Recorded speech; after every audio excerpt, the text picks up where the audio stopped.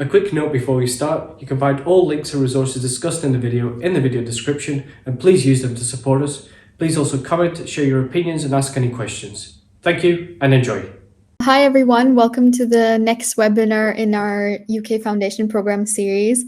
So I hope there are some of you who've joined from the first one. We did it last year in towards the end, and that one was more of an introduction to the foundation program, our experiences since we've joined, a little bit about our deaneries and experiences.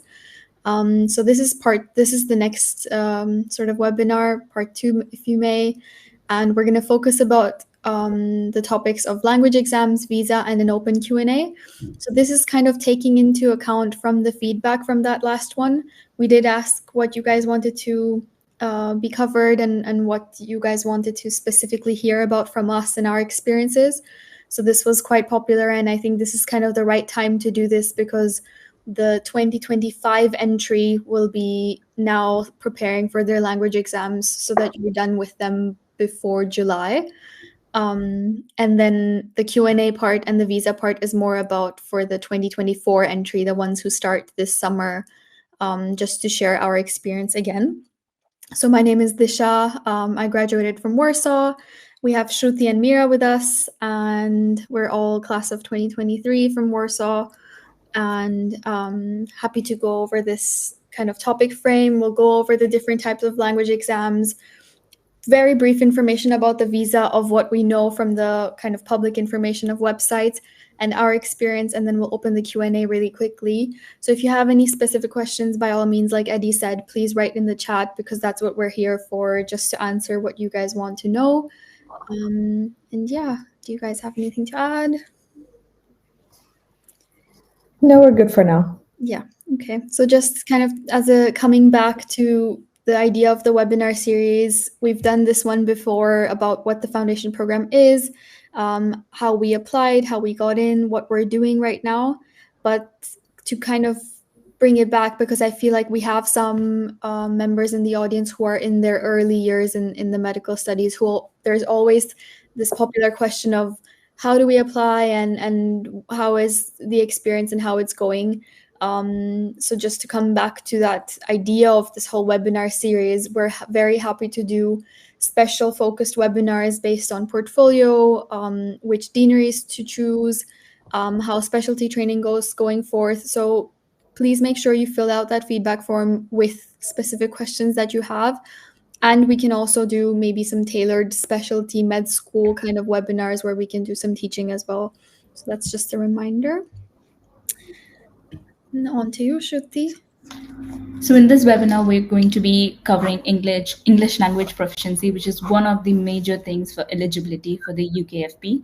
So this is just a general overview of what they expect you to be sending them. It's either IELTS, where you need a minimum score of 7.5 in each domain in one sitting, or you can give the OET, which you would need 400 in each domain in one sitting. And it's a good point to note now that the UKFP has changed the requirement for IELTS. You can only give the academic version. Before, you were able to give the general version, but from 2025 onwards, you're only allowed to give the academic version. So keep that in mind if you're giving the IELTS.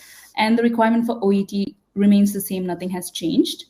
So like IELTS, I've just mentioned that general and academic is there, but keep in mind you can only give the academic, so we will not be going into detail regarding the general. We will give you a short overview on what the academic exam is like.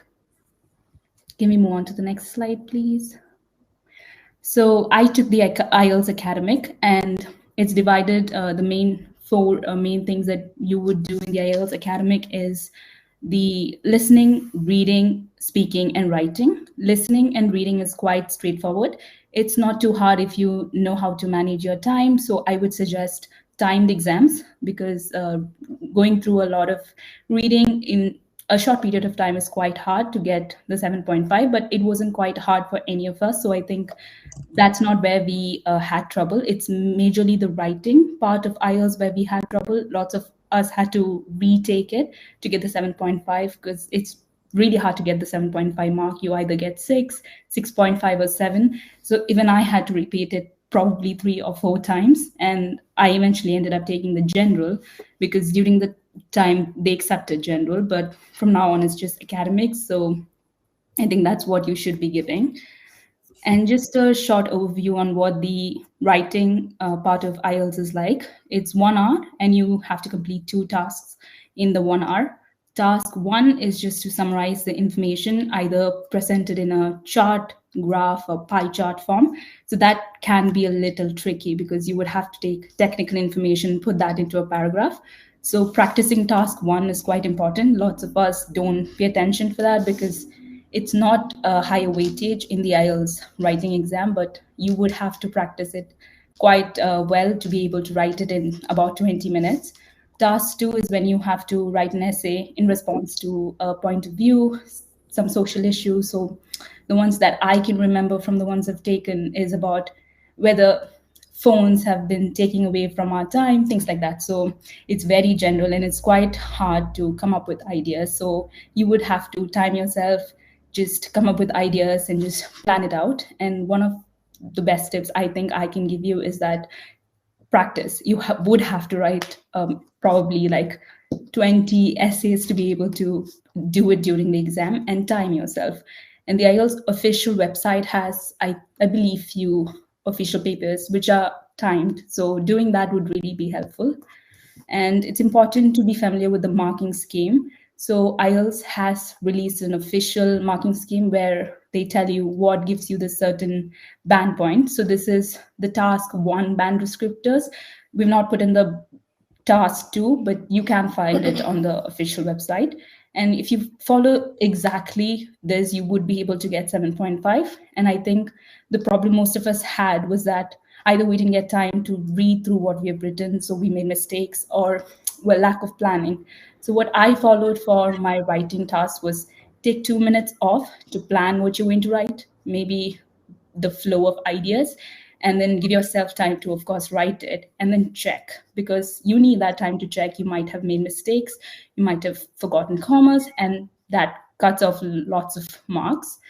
And other tips would just be, you have to be completely relaxed during the exam. It's timed, it's high pressure, but you have to be sure to be putting good ideas in there and not just repeating the same ideas, because redundancy also gets marks cut. You just need to be able to connect and use certain words. Like some of the things that I believe we've done is using words like firstly, secondly, thirdly in like paragraphs. These are things that give you marks. These are, I would say, easy marks.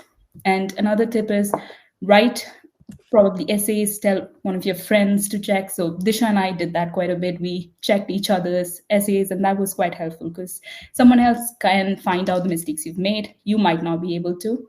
So that's a good way of practicing. Some other tips is, again, timed exams. So when you give yourself 1 hour to do task 1 and task 2, in high time pressure, you would be able to sort of replicate how the exam conditions are. And in that sense, it would give you a true sense of how you can do it. And we both, I think Disha and I both did the computer version, and that was much easier than the written version. I didn't even attempt the written version of IELTS. I would think it's quite hard to write down for 1 hour, and you could maybe have spelling mistakes and stuff like that. But for computer version, you have the time and the word limit up on the screen, so that's quite easy that way. And some of the websites that I've used is the IELTS official website. Like I mentioned, they have official papers there. So go through the writing, reading, speaking, and listening in the official paper. And IELTS List is a fantastic website. She tells you about what you need to be aware of, what mistakes can happen, and what you can avoid during the exam itself. IELTS Advantage is a good website as well. And some YouTube videos. That's what I've used for figuring out what the format of the exam itself is like. And if you follow all these rules, you can get 7.5. Like I said, writing is where most of us lost marks. But that being said, don't forget to practice the other sections as well. Just practice with your friends, especially speaking, because it's more of a conversation. So if you can mimic it with your friends, that would be great practice. Listening and reading, again, practice. But I would say pay attention with writing, because that's where most of us had trouble. I think we can move on to the next slide. Yeah. Yeah, so I just want to add a little bit also from my side, because this is where we wanted to kind of step down and give you guys advice about what went good for us and what didn't. Um, like Shruti said, there's so many factors to kind of take into account. So I think my suggestion from my experience of also taking it multiple times, having gone to an American school, having studied medicine in English, I went into my first attempt thinking, hey, this is just an English exam. How bad can it be? And then you come out getting a 7 in the writing, and then you're like, oh shit, I have to take it again, because you cannot just take one part. You have to take the whole part of the exam. And it is relatively expensive if you have to take it a few times. So I think my first tip would be go in prepared. Don't just wing it because you've studied English all of your life, because this is not an English proficiency exam. This is how well can you write according to their band descriptors exam. So that's tip number 1, to go in prepared. Tip number 2, in terms of how can you be prepared, is to listen to what Shruti said. You use all the resources you have. There's really fantastic websites out there. And these days, with AI as well, it's very easy to kind of put forth the ideas together. Now, all you have to do is kind of practice and rewire your brain to write stuff like that. And I think, sure, it's easier with AI, but also it's really bad because our writing habits have become really bad with all these texting and informal ways we write stuff these days. So I think this is going to be the hardest step, which was for me to rewire your brain into writing kind of back to that formal English. So I did IB in my high school, and that's where we used to have that formal English pattern of writing those essays in the papers. So that's what worked for me. What I realized that actually is what brings your score up and brings your mark up, is you have to follow that official structure of each paragraph and that whole essay. You have to do your introductory sentence in that paragraph, supportive sentence, argument, closing, conclusion. Every paragraph has to be structured, has to be useful, has to make sense. You cannot just kind of wing it and keep repeating yourself, like Shruti said, because if you just have one argument for and you keep repeating it in 3 paragraphs, no matter how good your grammar and vocabulary is, it's just not going to be marked well. So you have to think from the point of view of an English examiner who all they care about is marking what you've written in terms of content against these band descriptors. So like it says, if in band 7, for example, if the response just covers the requirements, as opposed to in band 8, the response covers the requirements appropriately, relevantly, and sufficiently. You have to make sense in your answers, be it, if you don't personally feel that way. So that's tip number 3, going into kind of the content of what you're writing. Even if the topic is, you're going to have very generic kind of essay topics, so it's never going to be anything you're not ready for. But that's, again, following by that point that Shruti said, you need to practice your essays according to these 10-15 generic topics. So these websites that we're sending in the links and that we've mentioned, they're going to have all these examples. So the best way to do this is give yourself certain kind of today's time, sit down, write your essays, and then look at their example essays and see what you can do correct, and then rewrite them again the next time, and then get a friend to mark them. And the reason why you want a friend or someone else, like third eye, to mark them is because no matter how many times you remark your own thing, it's never gonna be like enough for you to kind of see that, yes, this is what I'm going to do correct, and then you're going to fix it. It's always good to have a third eye, because that's how your exam is going to be marked anyway. So that's the kind of most difficult part of the exam, the writing issue, to get it right according to the band descriptors. And the 7 to 7.5 is always kind of the issue, and is also where a lot of people fall down in terms of applying for eligibility. So this is something that you should try to avoid, to not get caught in, because this is kind of it doesn't make sense why you should be held back just because of this issue, especially because now there are so many reasons of how well you can be prepared. So practice, get someone to mark it for you, do regular essay practicing and writing, go in prepared. And I think the last one is, that worked personally for me, but of course, everyone should do their own. When you're practicing, you should try to plan how you go into tackling these writing tasks. So for me, in my first few times, I did 1 and then 2. But I think then for me, 2 and then 1. So the order worked to do task 2 first, because you have that 1 hour. So I did the 40 minutes and then the 20 minutes. And even in those 40 minutes of doing task 2, when you read that question, you start forming your paragraphs in your head and your arguments and disadvantages or arguments against or for, and the intro and conclusion. So I think for me that worked better because task 2 of course has more points. But that being said, you shouldn't just leave task 1 to kind of for the last 5 minutes. It should also get its own good 20 minutes, because the way you describe and analyze that information that they give, that one is very much how they are going to assess your grammar, vocab, analytical skills, and keeping it intact. So they want you to kind of describe every single piece of information that's relevant, irrelevant, trends, blah, blah, blah, all of that stuff. There's a lot of examples on those websites that we're giving. For me, that worked to do task 2 and then 1, but at the same time, it might not work for other people. So how can you figure out what works for you is when you figure out during practicing. So you need to give yourself only 1 hour to practice. And then if you need to fix your essay, do other things, by all means, do it longer, because at the same time you are practicing. So you need to decide how well you can do your things. But when it gets closer to actually taking your attempt, you should only do a 1 hour kind of practice so that you're actually stimulating real life. I think it's, of course, very doable and possible. We've all done it. We've all made it this far. But of course, it would have been nice to kind of do it with less attempts and faster and better had we also gotten these tips. And of course, we did have to some extent access to these resources, but not real-time experience of people who'd done it like us. So I think it always goes through that. Mira, do you have anything to add to this, or OET? Then I don't, not for IELTS. I think I'll just add in later on. And just to clarify, someone's mentioned that IELTS has a 1 skill retake now, but I believe UKFP still doesn't accept that. You would have to get 7.5 in 1 sitting, so you can't. So that still remain the same with UKFP. Yeah, I agree. So those 2 questions that had popped up, that's why we put in this screenshot and those links that we've sent. This is very much from the UKFPO website. So if they update it and if they change it, then then the rules changed. For example, the one about general.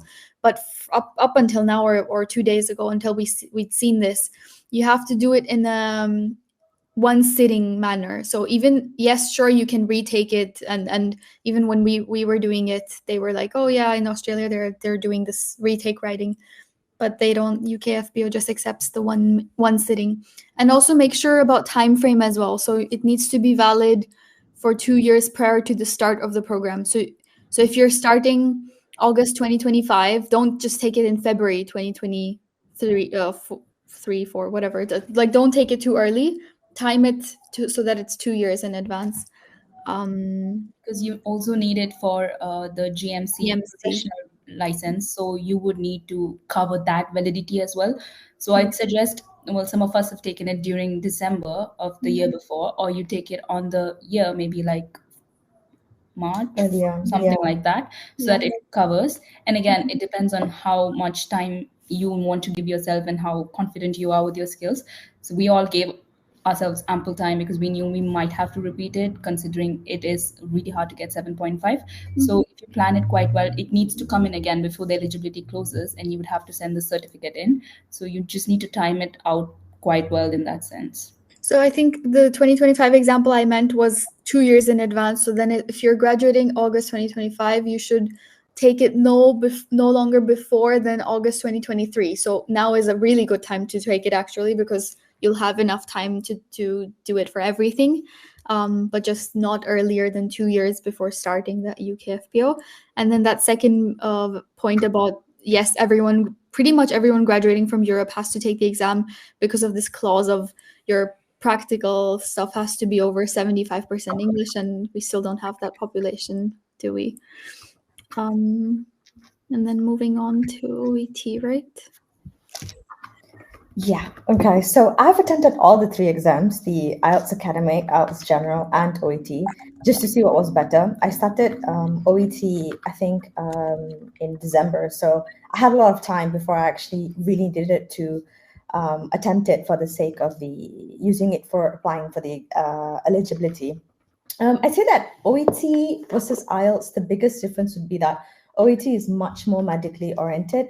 The speaking is a role play session. The reading and listening is somewhat similar to the IELTS, but the writing is very much different, because for the writing in OET, it's only on a referral letter. So it's just a 1-question, 45-minute paper. That's it. The first time I took it, I only used the practice papers that were on the official website. The OET official website has a lot of information. You get updated. The last time I checked, it had updated versions of practice papers, and it gave you a really good understanding. And there's a lot of Q&As in there, so you can actually read through it. And they have a live chat system as well. It was quite useful for me. I used it, and I basically was able to understand the format for all 4 sections, but I was able to score more than 450 for listening, speaking, and reading. But for writing, I got stuck, and I scored only 370. I did it again. I tried to read and write and try to get, professional opinions, and I still only managed to get 390 for the next time. So that's when I decided, let's try IELTS instead. I found that the writing section was tough because the mark scheme at that time for OET was not thorough enough for me to understand what was actually needed to go above the 400 band. It wasn't clear for me to grasp what was actually marked. Whereas for the IELTS, as Disha and Shruti mentioned, they actually give us what's needed, what is being graded, what you actually need to go up. But for me, when I was doing OET, I didn't have that understanding. So in terms of tips, I would say whether you decide to do OET or IELTS, first really take a look at the mark scheme and see, okay, I understand what's going on. Watch videos to see how you can jump from one grade to the above. If you're aiming for a 7.5, read what you need to get an 8.5, because then even if you make mistakes, you will drop at that 7.5 band. Try to aim higher, and you might, in the worst case scenario, still be able to aim for 7.5 or 400 and above for OET. And on that slide, you can see in comparison for OET and IELTS. For IELTS, you need a 7.5, and for OET, it's for eligibility, you need 400 and above. But for provisional, you can take the B grade. So that's from 350 to 450. So just be careful if you want to do OET, because for what I did was I was accepted for the provisional, but because I didn't have the grade required for eligibility, I needed to do IELTS. Just something to keep in mind. And next slide.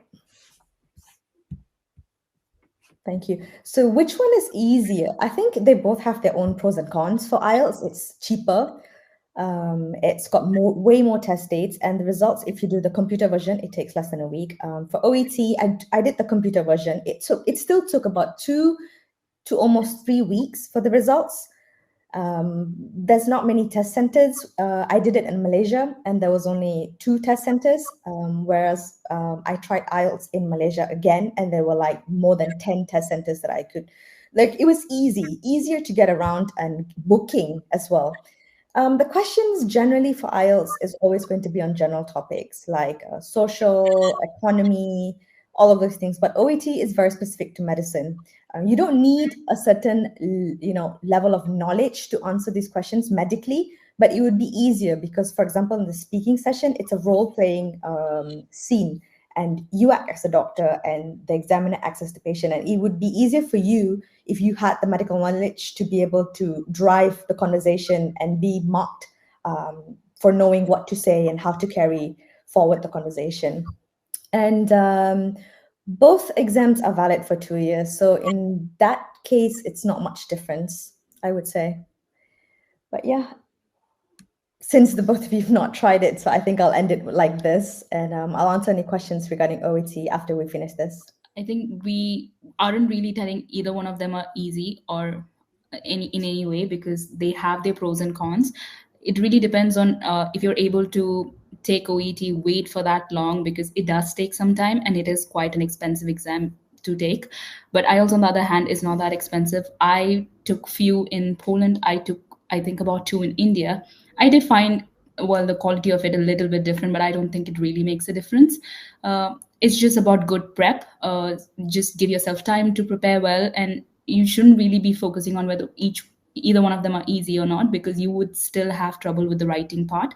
So it really just depends whether you're able to come up with ideas about general topics on the spot. If you're not able to do that, perhaps IELTS is not for you, because task 1 expects you to take really technical information and just make it into 3 paragraphs. I found that really hard because it didn't make sense most of the time. So you're just adding things in. And essays, on the other hand, they're quite difficult topics sometimes. The academic version essays are difficult. So if you're not able to come up with ideas, maybe IELTS wouldn't really be that great of an exam. But OET, on the other hand, is more relevant to what you're studying every day. So in that sense, I think it really just depends which one you would think or see yourself getting higher scores in. But I don't think none of us can say which one's easy, because I don't think either of them are easy. They're quite difficult to get the 7.5 or 400 for OET. But I just wanted to add and also comment that I think the one thing that all three of us can agree is that the computer version for both the exams are much easier, simply because if you want to edit and if you want to sort of like, because what I did in the IELTS was that I just literally wrote down the ideas at the top of the paragraph and I was able to always refer. But if I did it on a paper, I would not be able to actually visualize what I wanted to write and even change my sentences. So yeah, I think that would be a good take on choosing the computer rather than the paper. But again, it's personal preference. Just to mention, I had taken the I think the paper version a few years ago, while I was applying for medical school, and I found that the paper version was much more harder, because you do have to write quite legibly, and you might get marks deducted. You can get marked down, yeah. So I would say computer, on the other hand, is quite seamless. If you just have to have a decent typing speed, and you can see the time on the screen, you can see how many words you've reached, and word limit is quite important in both these exams. If you don't reach the word limit, you will get your marks cut. So in that sense, it's better to have the word limit displayed on the screen rather than having to count or having problems with writing. I'd say personally, all of us have only taken the computer version for the eligibility, and I would strongly recommend taking that. Again, it comes down to personal preference. We wouldn't be endorsing any of it. Whatever works for you, you can take that exam. But just remember that the paper version takes more time for the results to come, but the computer version is really quite seamless, and you just have to send it over to them, the results. And we've not had any trouble with that. I believe none of us have had trouble. I did have one stupid technical issue in my second attempt, so of course that is a panicky version that you really never want to happen. But of course, that's like a one in a very rare situation, and they do compensate you for that as well in terms of like time. I think because of that time lost because of the technical issue, they will give you that same time. But that's a very rare occurrence, and I fully support the idea of doing computer-based. It just wouldn't make sense. We're not used to doing paper-based stuff anymore. When was the last time anyone wrote on paper? Word count is automatic. Yes, computer-based will have two disadvantages: technical issues plus spelling mistakes. You won't see them as that red underline as you would in any other regular Word document. But that's something that you should be ready for anyway. So when you're hopefully proofreading in that last 5 minutes, quickly check for grammar and punctuation, like Shruti said, and quick spelling mistakes as well, just in case you do get marked down for spelling issues. And just the speed of the results in there, of course, hopefully, especially after this webinar, everybody understands kind of the high acuity of trying to get this earlier, because the idea is go in prepared, get the language exam done earlier so that you don't have to stress about it in June and July. Because I think that all three of us were at that point in June. Eligibility deadline was like June 15, and June 5, we're still taking the exam, waiting for the result. What's going to happen? And then it's all, like, how will we apply? We have to get gap year. Well, it's just such a big, rouleau of events that you just don't want to fall into. So that's why February is the right time to start thinking about it, start prepping for it, practice, plan your attempt, and hopefully get done with it, so that June and July you're peaceful, just preparing your dean statement and getting ready for eligibility. And computer-based helps speed that up because you have the results quicker. You can also recheck it quicker. So I think this was another point to mention about rechecking the exam. There's mixed opinions on that. When you have this kind of option to do in IELTS where you can send it to recheck for a certain part of the exam, or the whole or multiple. I've done that once, I think, or maybe twice for my attempts. And And I think in one of them I did get a higher band score. So you have to pay for it to be rechecked in the first place. If the mark does change and go higher, then they reimburse you for that cost. It's worth it if you think that you are kind of ready for it and you think that it will make a difference and you've done well enough. But if you don't, then go by your gut feeling. So I didn't do it in my first or second time, but maybe in my third one I did get it rechecked and the band did change. Especially if you've done well in everything and in the writing and you think you deserve it. I would say it's worth it, especially because of this time frame that we were in. But it's a personal decision. For some people it changes, for some it doesn't. Just to mention, I had mine rechecked as well, but it didn't really change the band score. But it really depends, I think. If you're really confident, like Disha said, you should probably go for rechecking. And if you have the band changed, I think they just refund you the money. Otherwise, it just goes. But so I think if you've done really well and you think it's just an error, you should definitely consider rechecking. And before we move on to the visa, just to answer, the number of times that we take the exam doesn't actually affect the eligibility or application status. So as long as it's valid for 2 years and you've got the right scores in one sitting, that's fine. They don't even know how many times you've taken it, because all you have to do is put in that code of that one exam that you have scores of. So technically they don't even know how many times you've done it, and it really doesn't matter. Because look at it objectively by the rules.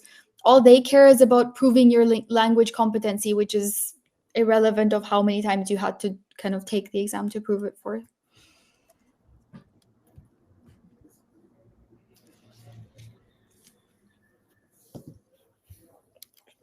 Shruti, do you want to start on this, or?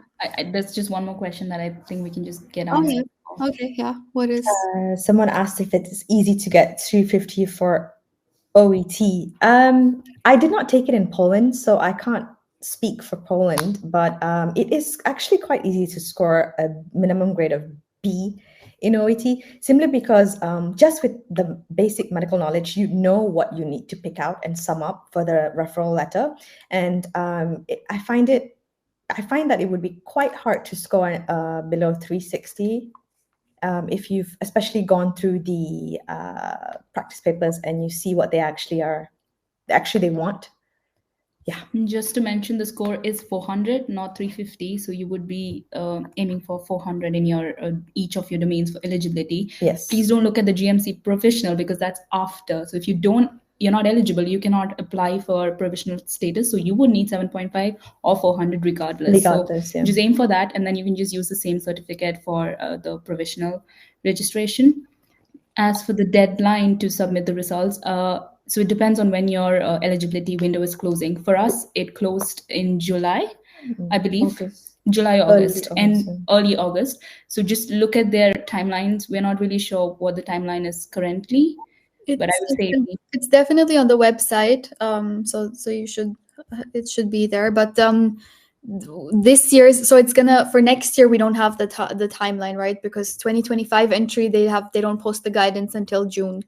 But this year, who's gonna start in this summer, they've already finished eligibility.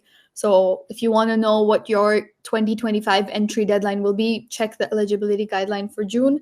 If you want a rough estimate, like Shruti said, for us it was mid-July. For this year, I think it was also early July.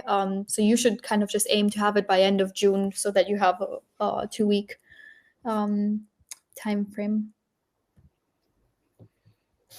So we'll quickly just cover visa as well. Again, this is going to depend completely on your nationality, because it would differ a little bit, but we'll just give you a quick overview. All of the information we've taken is from the official website, government.uk. That's where you would need to go to check for any of the information. So this is just like a screenshot from the website. You can see they've divided it quite well, and all of the information is really good. So if you go through that, you know what you kind of need and what to expect as well. We'll just go through what are the few documents that you would require, the basic documents. Please move on to thank you. So you would need to prove the English language certificate. Again, that's just the same certificate that you use for eligibility. You would just need to send that over for visa as well. and bank statement showing sufficient funds. I think it's there on the UKFP, the government.uk website. I think it was about £1,500 for us. That's how much you needed to show in your bank account. And I showed that in pounds. I'm not sure what you guys showed, but I showed that in pounds in my account just so I can avoid any confusion. I showed And it in both, but yeah, I think they accept. it doesn't depend. It doesn't really matter. It just needs to show that you have enough to cover your 1 month there before your salary comes in, of course. And then the certificate of sponsorship, this is given by the Home Office. So they would send that to you, HEE, I believe. So that's the document they would provide. You don't really have to do anything except I don't really remember how we got the certificate. I think it was after, do you remember, Disha, for the certificate of sponsorship? So you get it from your like hospital / trust thing on the there's a special website that they give it there. But by that time you're kind of gonna have a confirmed offer, allocation, hospital job, and everything. So it should be kind of straightforward going from there. It's just kind of playing with the documents and uploading it in the right place. So you do have to kind of go through these weird visa requirements like Shruti is showing, but it's just going to be a certificate showing all of the details. You do have to make sure that they put all of your details correctly, because I think in mine they misspelled some of the details, and then that goes to the government, right? So the certificate of sponsorship comes from Health Education England, which is under NHS, and then you take it from NHS and give it to the government. So they're not kind of talking to each other. Let's say realistically, you're the one who's passing that information on. So you need to make sure that that certificate has the right amount of information. It's going to have your salary, your details. You have to fill in stuff to get that. And then you send it to the government visa application. So you need to make sure everything's correct. And that's why it's important to keep track. So I think the main thing is the entry. So you need to make sure that date is correct, because you will get the visa sort of issued closer to that date. So if, say, you're starting work around August 30th of August, you would kind of need your visa to be at least issued by 25th. So that depends on the COS, or the certificate of sponsorship. So you need to make sure you've written the right one and they've put the right one. So that's something you need to be careful about. And then another document you need is the police clearance certificate. So for people applying from Poland, you will definitely need the Polish police clearance certificate. So there is this information where if you're under 28, you will need it from any country you've stayed in for a total of 12 months. So it need not be at one point, it can be combined. So any country you've stayed in for 12 months at once, or divided, if you're after you've turned 18, of course. And if you're 28 or over, you would need it from any country you've stayed in over the last 10 years. So what I had with trouble with when I was applying for visa was that I didn't have my Indian police clearance certificate, because I've not stayed there for more than 12 months. But after I applied, they asked me to send that over.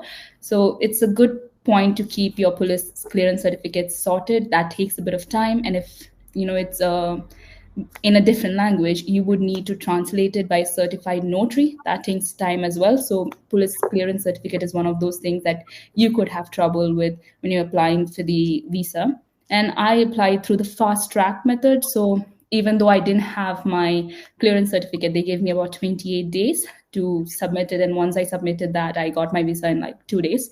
So if you want it hassle-free, you can go for it. It's a little bit more expensive, but it's quite easy. You can just apply online with the website, and you just go in for biometrics if you're applying from Poland, that is. I don't really know how the process is in different countries. I think it depends. But in Poland, it was quite straightforward.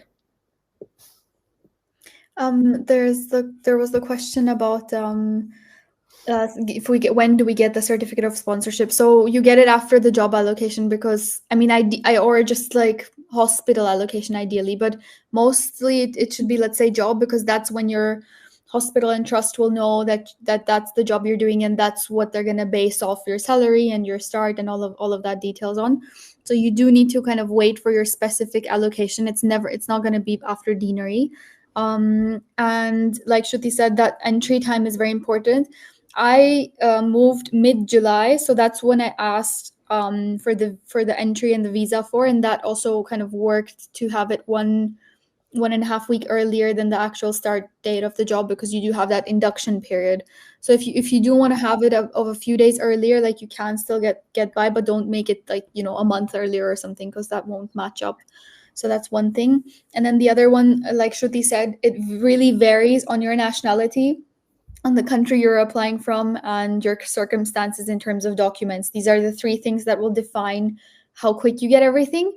But I think in general, there was also another question about timeline of diploma and stuff, especially from Polish graduates who graduate a bit later and get their diploma later. Timeline wise, I really don't think, after having started working here, I really don't think you're going to be hindered from starting to work if you don't have your GMC registration on your day one, and especially if you're in the process of sorting it. If you're just waiting for a decision from GMC, you can start working, because you're in induction and supernumerary for the first 2 to 3 weeks anyway. So it's not like you have clinical responsibilities that you need to prove something with. But at the same time, that shouldn't be a reason to just be like, okay, I'll sort it out when I go. No, like you should get it sorted out as soon as possible. So for example, for English graduates, we did ask our dean's office to give our diplomas and issue them earlier. So it's your responsibility to finish your exams, have all of those grades in, have all the transcripts ready, so that the dean's office can get the diplomas ready early mid-July, and then you get started with everything. So that's what I would recommend for the Polish graduates as well. You need to sort out your exams so that, you know, you're done with them on time, and then your diploma is ready in time. This is your responsibility, not anyone else's. You have to kind of take matters in your own hand and go to the dean's office with this. Then you can show them the proof of the website and say that, you know, all of us have done this before. So that would be for timeline for diploma. And then you move on to the GMC. So your diploma also needs to be verified by EPIC. That also takes a good few days, and whatever. There's that online registration with the notary verification.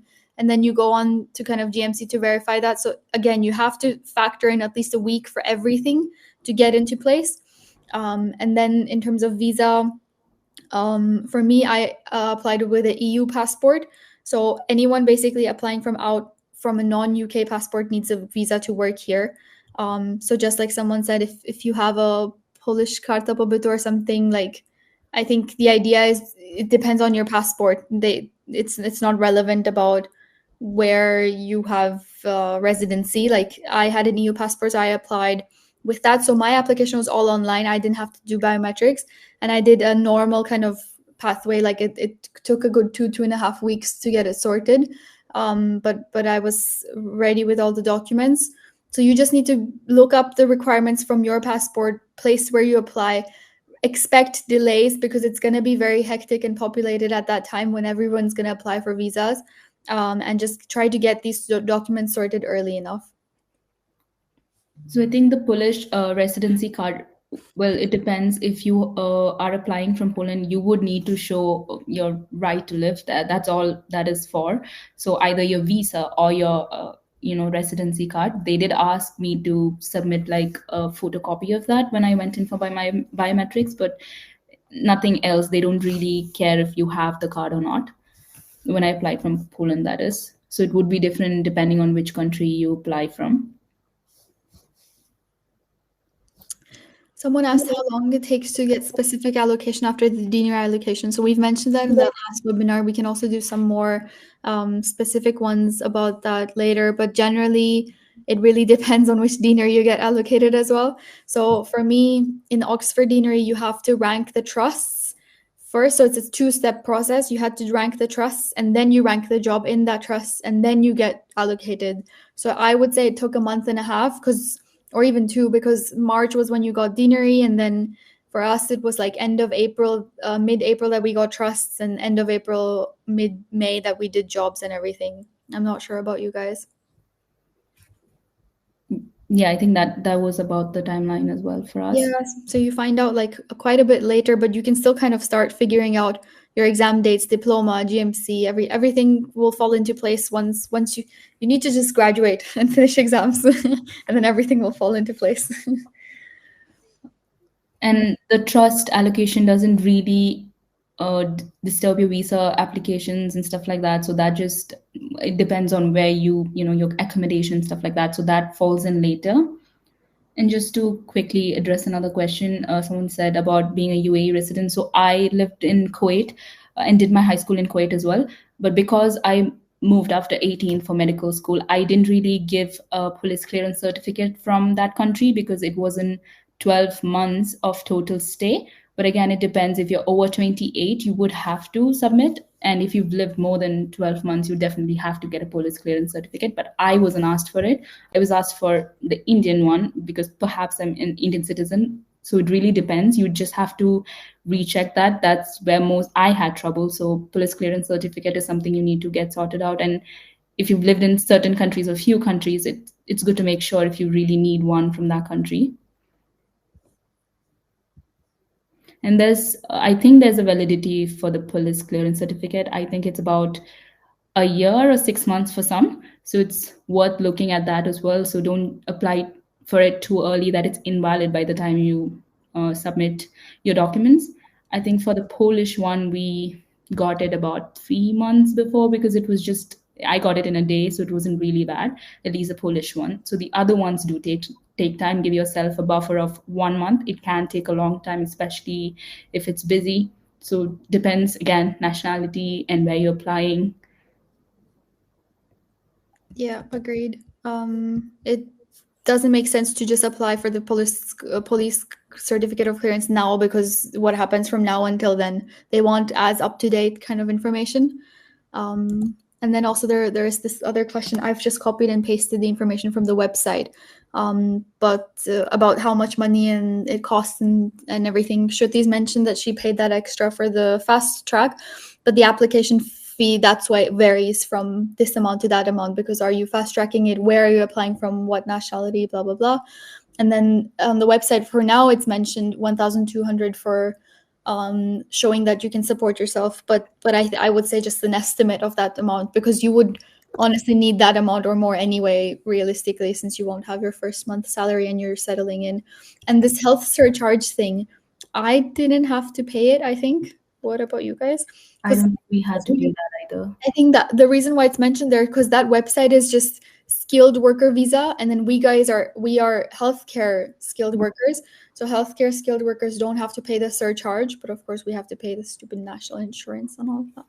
And just to clarify the terms deanery and trust. So deanery is the area that you're allocated in, and trust would be a hospital. So first you get your deanery preferencing. So you either, well, some of the places that I can think of here is like East Anglia, West Midlands, things like that. So the entire area which contains a few hospitals. So that comes on later. So once you've been allocated a deanery, you then preference your hospitals and your jobs. So basically what place and what particular jobs you're going to be doing. So trust is the hospital, deanery is the area, just to clarify it.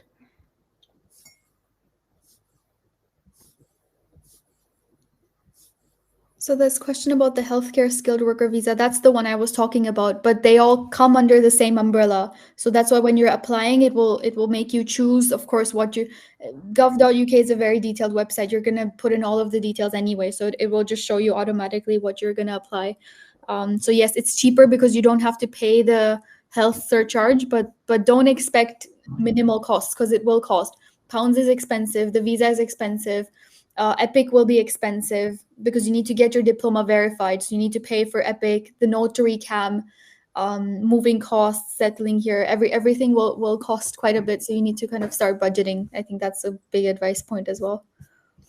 And the timeline for applying visa. So most of us applied at the end of May, and June is also a considerably okay time, but depends, because IMGs do have extended induction period for about 3 weeks in some hospitals. So if you want to join that, and I'd suggest you do, because it's paid and you get information as well. So if that's a priority for you, you would have to apply a little bit earlier so that you can move to the UK by, say, mid-July or August. So I moved to UK, I think the first or second week of July. So I had to apply at the end of May and June. So I was in Poland for my graduation. So that's why I applied from Poland. So it really depends. If you're going back home, then you'd have to apply from home, and you need to give yourself that buffer of like 2 to 3 weeks, because you need to join on, I think it would be August 2nd, the joining date. Yeah. So you need to join by then. So you need to get everything sorted. And the hospitals are really understanding, but it would be saving you a lot of hassle if you've gotten it sorted out. So that's a rough timeline to follow. But again, depends. If you're able to just get it fast tracked, you will get the visa in like about 3 to 4 days if you're lucky and you've submitted all your documents. It really depends. But I'd say don't keep it towards the end. Just give yourself that buffer so you don't run into trouble. Also, can I just add, if Disha can go back to the previous slide about the visa requirements, just one more thing, because I applied from Malaysia and I got caught in the health requirements because I needed a TB screening, and I did not know that there were only a certain set of hospitals or clinics that UK government accepted. So just in case, I don't know how it is in other countries, but you may just have these certain health requirements like vaccines or whatnot before you apply for the visa. Just keep an eye on that, depending on which country you're in. Just to add on to that, if you're applying from an Asian country, you would need to get TB, I think, checked. But I didn't have to, because even though my nationality is Indian, I didn't have to because I was applying from Poland. So that's also worthwhile to check. It could just delay your process.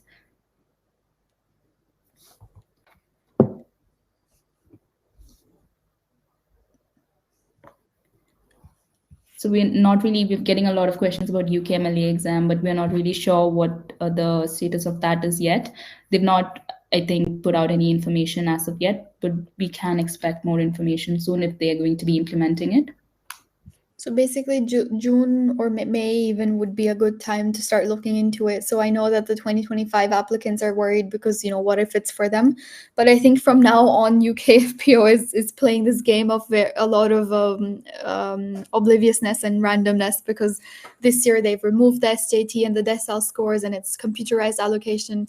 Then maybe next year is UKMLA. So I feel like every year is having a lot of changes, but I don't think anyone should specifically be worried, because whatever exam it will be, I think it's going to be more in SJT style. That's what they said. It's going to be like a PLAB plus SJT mix, whatever it will be. So we took SJT when we were applying, and the idea of those exams is just to kind of test your ethics and general assessment of clinical judgment. It's really not knowledge. They really doesn't matter about what you've studied. Even it's very basic kind of clinical judgment of what would you do in this ethical scenario kind of a question. So really don't worry about it now. I think main concern for 2025 applicants should be the language exam. That's the priority to get sorted. By the time you get that sorted, you're going to have information about the UKMLA anyway, if it's happening, if it's not, and then we'll see what goes from there. We're happy to kind of support with webinars if we also have more information. So there's a question about the TB, if you've not visited. So if you've not visited any countries in the past, Asian countries in the past 6 years, you wouldn't be asked for one, because during the application process, they ask you to extensively write all of the countries that you have visited. So if you have visited at least some in the recent, while that you're applying, you would probably have to. But if you visited maybe 6 years before and you're applying for it now, you wouldn't need it. So this is just to check that you're not infected before you're coming into the UK. So it's just when you're applying, really. So if you're applying from an Asian country, you would need it. But if you haven't visited and you're applying from Poland, even if your nationality is Asian, you wouldn't need it. So it just depends. It's good to go through these rules because they've mentioned all of these things on the website. But you would have to add in any way on the application process where you've visited all of the countries from your passport, things like that. So that's also where they figure out whether you've stayed in a country for more than 12 months for the police clearance. So that's why sometimes you get emails being like, you need to provide the police clearance from this country because you've stayed here for more than 12 months. And when I got such an email from the Home Office, there was no point of replying to them. They do not respond to you unless you send them the document and then you get the visa. So it's really pointless at the point to email them for things. So it's good to get it sorted. Otherwise, it would be a trouble at that point. So I have two things to add to that. Shruti reminded me. So the first thing about the TB thing is everything what Shruti said, plus it's good to have that on hand or sorted anyway, because your hospital is also going to ask you for all these random occupational details. So you might as well just have all of that health crap ready, because they're going to ask you for, if you've said, like, I think for me, because I was born in India, but I've been brought up in Europe and no history whatsoever, but I had to, I think, give a TB kind of proof situation as well, which didn't make sense, but occupational therapy, so or health. So they are very strict in that way of asking you for details. But if you don't have anything, they're also very happy to support you once you come in and do the tests and support you with vaccines and whatnot anyway. So the point is, if you're digging out those health certificates, just do it for the job anyway, because they're going to ask you anyway. And then the second thing was the Home Office does not reply to anything. And they ask you, they charge you money for asking things. So don't expect them to answer any questions, because that does not exist. To call, you have to pay them, and then to email or raise a query, you have to pay them. So I was applying from I applied from Poland, but I was doing some, I think I was paying my application free from the States because I was there in May. So I just thought there was some issue with my application. I don't remember what was the detail, but I was like, oh, maybe I can just email them about it. To email, you have to pay them or something. It's such a weird kind of system. So try to, like Shruti said, read every single detail in specific kind of opened eyes, and double check your application, ask yet someone else, upload all the documents so that you don't have to run after them, because it's crazy. So there's a question about what happens after FY1, if there is any exams. We'll just quickly answer that as well. So the only exam that you need to take during a foundation year 1 is the PSA, or the Prescribing Safety Assessment, which normally all the UK graduates have taken before they enter, but we have to, because we're IMGs and we don't generally end up taking that exam. So either a few months after you've started, and if you fail that, you have one more attempt at the end of the year. So that's needed for you to be able to prescribe. So that's the only exam we've taken, and then other additional exams like ALS, if you don't have a certification for that as well. And then depending on specialty training, you would have to take the MSRA, but we're not going to go into more details into that. But if you guys are interested, we can surely do a webinar on that, because most of us will be applying and most of us will be taking that exam soon. And there was a question about HPV as well. So when I joined in my hospital, I had to show them my vaccine record. And they just vaccinated me for the ones that I wasn't vaccinated against. So it's not really a problem. You don't need to be vaccinated before, but you just need to tell them the vaccines you've had as a child, and if you're vaccinated among some certain infectious diseases, because you would be exposed. So it's just for your safety, really. And if you have any health conditions, stuff like that, it's great to mention that to them, because then they would go easy on you. I've heard people having certain conditions and they not had to work nights or really stressful shifts. So that's worth telling them if you are struggling with things like that. The hospital is really, like most hospitals in the UK, are really understanding. They're really helpful. They help you through all of these processes. So these are things you can just figure out once you've got into the hospital. And they have a department, like Disha was mentioning, the occupational health. So that's a department itself, and you would have to go through some screenings. But none of us had trouble. I got vaccinated against few things which I didn't have, or if they thought I didn't have enough antibodies. So they just do it for you. So it's just to protect yourself, nothing else, and the patients, of course. But it's very supportive. Basically, the whole point is, like, for me, because I was born in India and I don't have so much proof of what I actually got. So sometimes I don't even know what I'm vaccinated against. So that's, it's the reality. And we test our antibodies and then check from that. So like Shruti said, they're so happy and open and flexible about that. Yes, they're going to ask you for every single detail about every single thing, but if you don't have it, you don't have it. They're happy to go forth with that. Check your antibodies, get you vaccinated. It's really not that hard. And it's very kind of British and polite and doing everything for you. So you'll be very well taken care of. Occupational health here is all about well-being. They're going to do all these webinars for you and events and make you sit in their well-being garden and whatnot. So don't worry. Regarding accommodation, so most hospitals or trusts don't give you free accommodation. You'd have to figure that one on your own. But I know some of them do. I think it's in Wales. But then again, it depends. So Wales is, I'm not going to comment much on it, but there's a reason why they give you free accommodation, but we don't get it. I've not had any sort of free accommodation offered, but we do have hospital accommodation, which is a fraction of the price if you consider living outside. But then again, it's a limited time. It's only for 6 months, and then you'd have the hassle of moving out and just like finding another place, and it's really hard when you're working because you might not get that time off. So I'd suggest if they do have accommodation, that is just like sort of a time for you to just stay in and find another place. But if they're having free accommodation, by all means, that's great. But none of the hospitals we work in offered any of that. So we're all just living in our private places. My hospital offered free accommodation, but by the time the news reached IMG graduates, I had no interest in applying for the free accommodations. But one, they are free. I think most hospitals do accommodate new graduates, but the thing is, it's very much on a first come first serve basis. So those who actually graduate from UK are the ones that are going to get it first. But try your luck. So Wales, you can actually afford very good accommodation beyond the free ones because the cost of living there is beautifully lower than Central and South. So I wouldn't recommend free accommodation in Wales anyway, but because you can afford so much better anyway. But of course, everyone has their reasons and whatnot.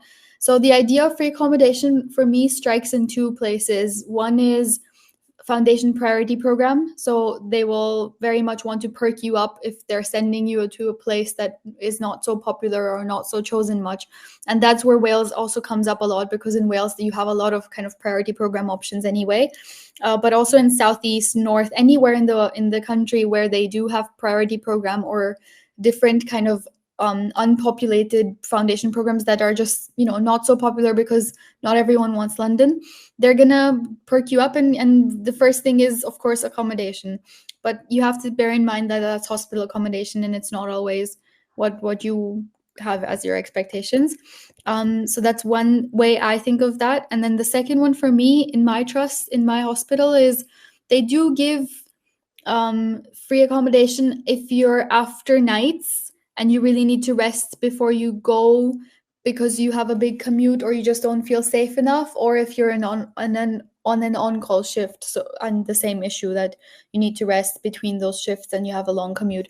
So you do have some support here and there, but you need to choose your priorities. You need to see what's worth it or not. Do you have a car? Is it close by? And all of those details. So choose your hospitals and deaneries. I think coming to that question where someone asked which hospitals and deaneries did we choose in rotations, we covered that a little bit in that last one about what we're doing, where we're working. So once the recording's up, all of you guys are welcome to have a look at that, and we're happy to kind of do more specialized specific webinars later on anyway. But I think this correlates with that. You need to decide what your priorities are. So there are some hospitals rotations in places where they give you perks like this, where you're having a lower cost of living, and that's your priority. For me personally, I chose this deanery because I'd done a placement here before. I liked the opportunities. I liked the proximity of the airports and how close it's to London and the big cities. So I think it worked. And rotation wise as well, you should give priority to those deaneries and those trusts where you want to do special rotations. So for example, Shruti, you can mention about peds or something. So I'm interested in peds. That's why I sort of chose East Anglia. But again, it's a really big deanery. You can be anywhere from central to really far from London. So the hospital I'm working in is the Suffolk Hospital. It's about 40 minutes from Cambridge. And the rotations, if you want to choose, I would say don't focus too much on the rotations, because you kind of need to like the place you work in before you like your rotations. That's something I learned maybe 3 months in. I realized maybe I should have put in more effort with choosing the place and not just the rotations. But if you are considering certain specialties, I worked in ICU when I first came in. That was fantastic rotation. I learned so much. I was able to do much more than I'm able to do in my other rotations. So that was a very good learning point. But the rotations you learn most are the ones that are really horrible to work in. So if you want to become better as a clinician, you would need to have that experience from, say, medicine and surgery, because you end up doing so many things independently and you know how to make decisions in high pressure situations. And that's what we're training towards, how to become better clinicians. So I wouldn't say just choose rotations you think might work or just supernumerary rotations, because it's not going to improve you in such an extent rather than taking those basic specialties like medicine. But some of the good ones to look out for that I've heard my colleagues really liking are ICU. It's a really chill one. You are supported entirely. Obs and Gyn, depends again which hospital. The Obs and Gyn rotations in my hospitals are fantastic. They're again supported. Pediatrics is a nice one, but sometimes you'd have to commute for pediatrics because you have community peds. So if you don't have a car, say, you would have to travel like 2 hours or something just to get to your hospital, because it would be split between community and a hospital. Psychiatry is a good one. That's you do 9 to 5 jobs. It's really nice. Even as F2, when you're going into a SHO role, you're still going to be having 9 to 5 jobs. And super specialized ones like Disha, like hematology, that's also pretty good. So these are some of the ones you can look out for, but don't focus on just getting supernumerary or good rotations. There's nothing called good rotations. You just need a good hospital and people you can work with. And at the end, it's just 2 years. So even if you don't get all of your choices, you don't get the specialties you want to work in, that's okay, because it's just experience. And when you go on for specialty training, they don't really care if you've not worked in the specialty you want to train in. So for me, I don't have pediatrics in any of my rotations, but I've done about 1 week taster week in pediatrics. So that's enough for me to apply for specialty. So it's just enjoy your rotations. Don't try and nitpick what's nice, what's bad. There's nothing like that. You will just enjoy anyway. You will learn. And if you're in a hard rotation, you are going to learn. You're going to have so many skills that your peers might not. So that's just an outlook. It's just about your outlook, honestly. If you don't like your rotation, it's just for 4 months, and foundation year is for 2 years. So, it gets better. Also, just to add, because for me, for example, I've got 2 years in Northampton, and Disha has it differently, and Shruti has 2 years. So just to point out, some deaneries, I think most of them, especially if you've got 3 different locations, you can actually opt to have it split. So for example, if we are both in the same deanery, Northampton, and I've got 2 years of Northampton and she's got 1 year of Northampton and another in Leicester or Kettering, and we would like to switch our rotations, we actually can opt for that program. And if everything works out, we can actually have a switched rotation. So don't be too upset about the rotations you have. It's really about the place and how you assimilate within it. So yeah, I fully agree. The interdeanery swaps always are an option after FY1, so we can also do that here. And mostly the idea is you want to find someone who's happy to swap the jobs with you for some rotations. There's a lot of questions about, how did we find which hospitals are better or what rotations are good and all of this detail. I feel like there is no official kind of guidance from UKFPO, because for them everything's, they can't just top and rank a program, but there's a lot of informal websites, Mesli and a few more like Junior Doctor and stuff, where you can search up search up the hospital, search up the trust, the job, and just see kind of rating wise what the doctors who've worked in it have said.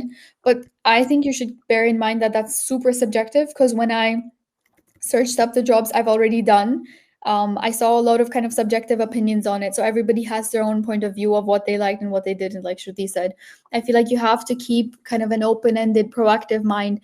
We're coming from Europe, we're an IMG, so we're already kind of new and just different to all this whole world.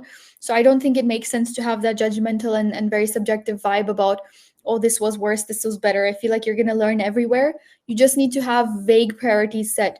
So for me, it was having a better education despite high cost of living and proximity to bigger cities with transport. You just kind of have to set your social priorities set with a vague idea about your options in education, and you'll go from there, because you're always going to kind of learn anyway in the job. We're coming as an international graduate. We don't have that big set of clinical skills. One thing I would recommend is DGHs for your first job, because you do get more clinical responsibility. So I'm not in a very big tertiary hospital with a super niche specialty, because I think it just works better now that we're in a very general medical specialty and learning a lot from handling these patients, doing on-calls and nights, and being able to have that responsibility with appropriate senior support as well. I think that's always important. I think moving on to this quick epic question addressing, I don't remember the details, but I think the idea is once you get your diploma, you need to make that. Actually, you can make the account even before you get the diploma. It's an account on that Epic website. You have to make an account, and then it's a 2-step thing. So you have to do a notary cam kind of visit with a notary who's in the States, and you pay for that so that they verify your identity. So it's going to be with the passport and stuff. And then step 2 is verifying your diploma. So again, you pay for verifying your diploma. So all of that information is, I think, on GMC, because this is, you're verifying your diploma for GMC, not for your job or whatever, but you need GMC registration for your job. So all of the details are on GMC. This is something you do kind of in June, once you get your diploma.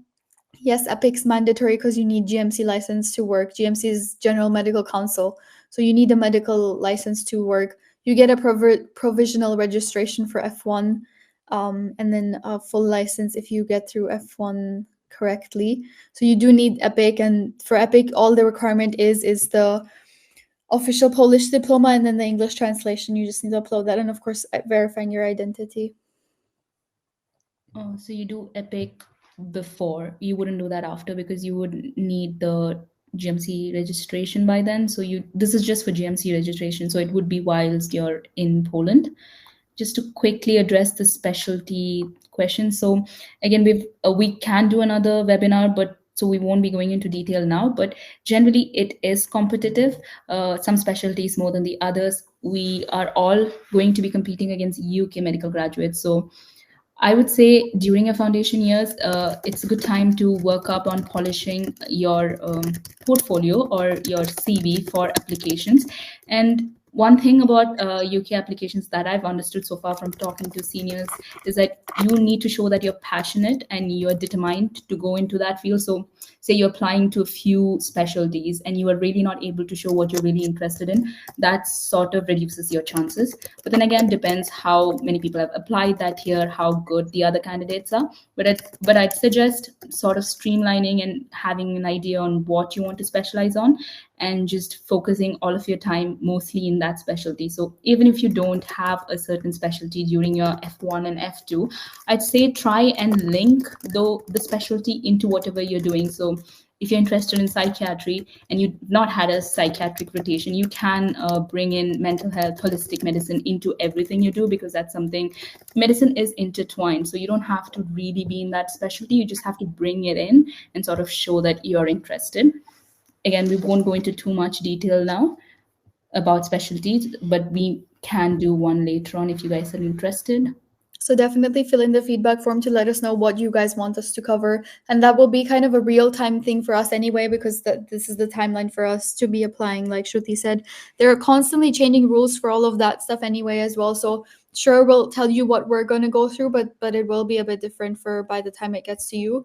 Someone also asked about Psychiatry Foundation program. I personally don't know who applied. I know a few people who applied to Priority and also got job offers, but I don't know about anyone who did psychiatry. Although again, it's a specialized foundation program for psychiatry. So if you know you want to get into that, then by all means, it's the perfect life. You have 9-to-5 job.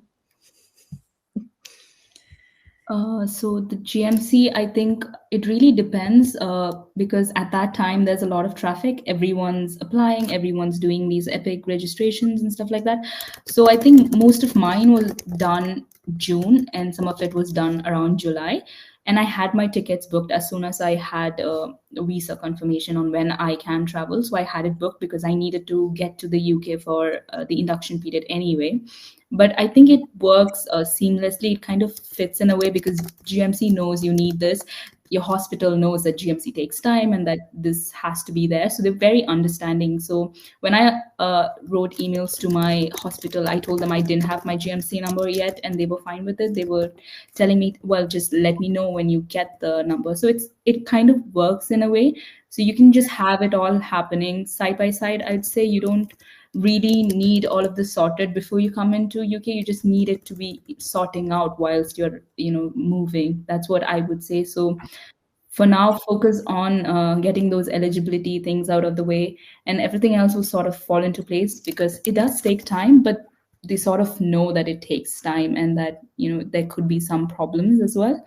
But it's not too bad. EPIC wasn't too bad for me at all. It took about a week for my verification, and the notary was done really quick as well, like what Disha was saying. and the GMC registration itself was quite okay for me. So the longest time I think was just IELTS, getting the eligibility, and then probably visa. I think that's where we've all had trouble. Everything else is fine because once you've gotten your visa, your job offer, you're sort of guaranteed to be working there because they know you're working, you are needed in that hospital, because otherwise it would be understaffed. So they know that you're coming and they know that this needs to be sorted out. So it's not too bad, I would say. So for us in Warsaw, finals finished in May, and then we moved on to that timeline. But even if, let's just say you have finals by June, which is really honestly cutting it close, so maybe try to get them in May. You should be fine because, like Shruti said, they're waiting for you. But try to just get through the finals as soon as you can. We're still here for a few more questions, but we'll be looking to end the webinar soon. So if there's any specific or burning questions, we're happy to be here. Send us feedback, ask us questions on social media or emails. Like you said, the English division account is run by Eddie. We're also happy to have any questions directed there and then plan our future webinars.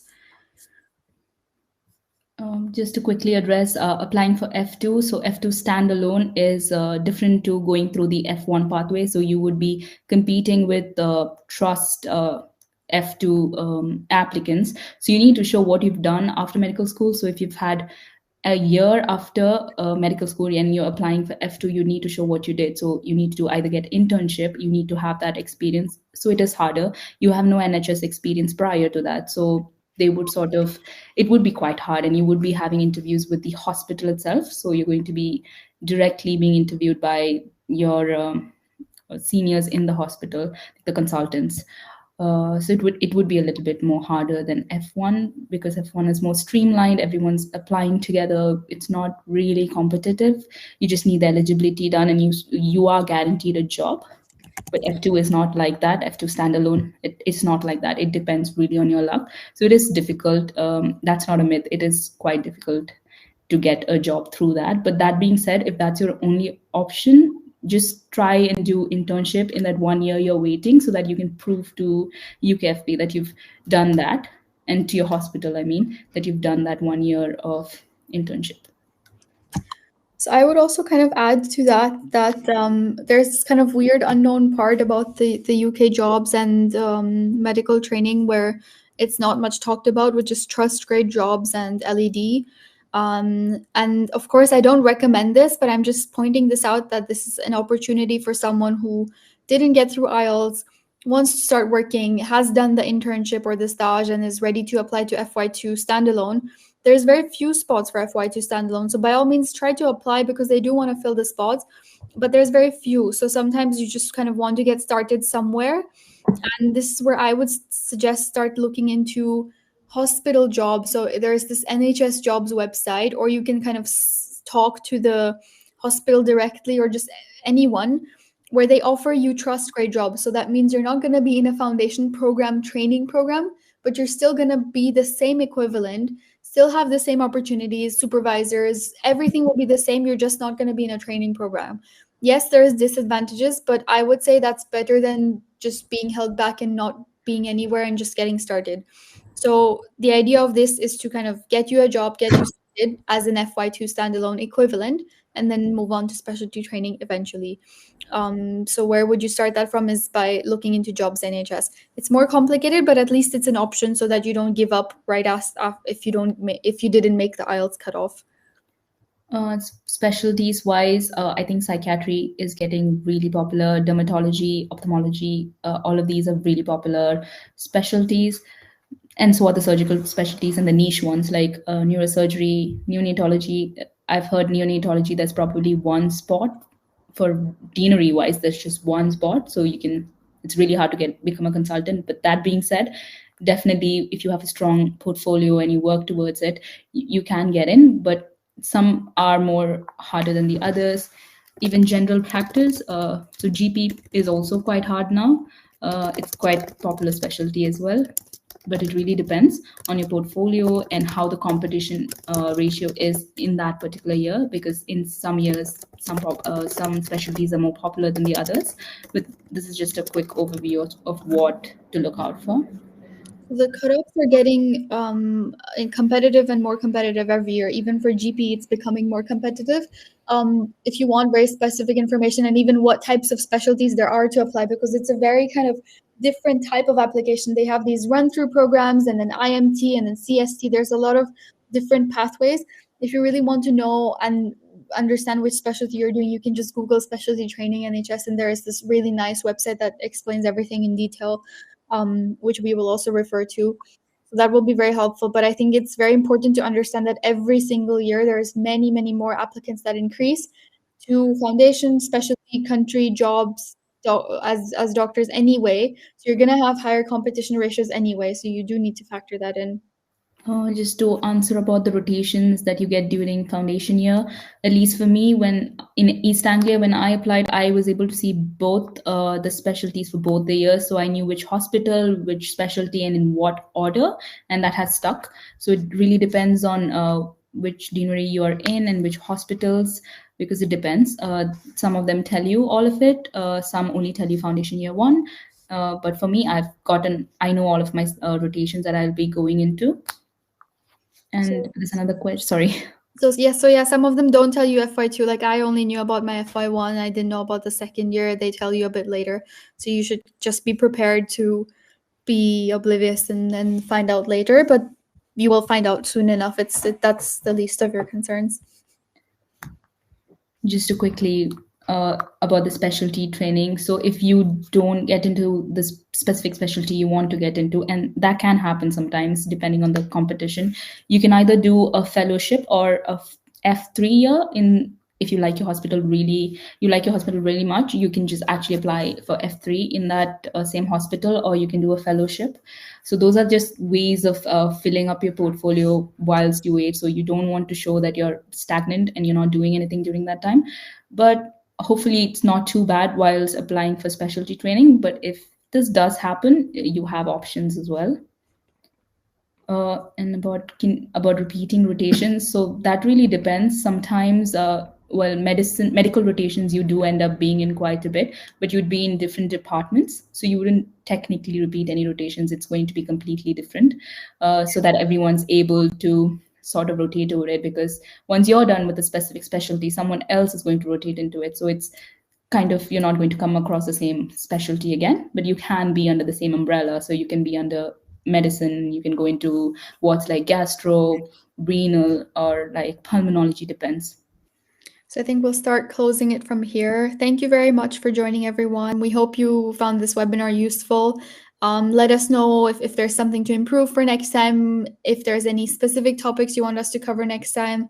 We're looking into kind of planning the next part of this webinar, maybe one towards like specific eligibility applications for year 5, and then another one for year 6 directed towards like incoming F1s and how you can prep and how you should take a proper summer break because you won't actually have one, and just life advice in general. So let us know if there's anything specific you want us to cover. Good luck for exams for those studying. Please tell us what you liked or disliked about the video and ask any questions in the comments. If this video is useful, please give it a like. All links discussed in the video can be found in the description, and please use those links and subscribe to the channel to support us so we can keep producing content. Thank you, and maybe watch another video.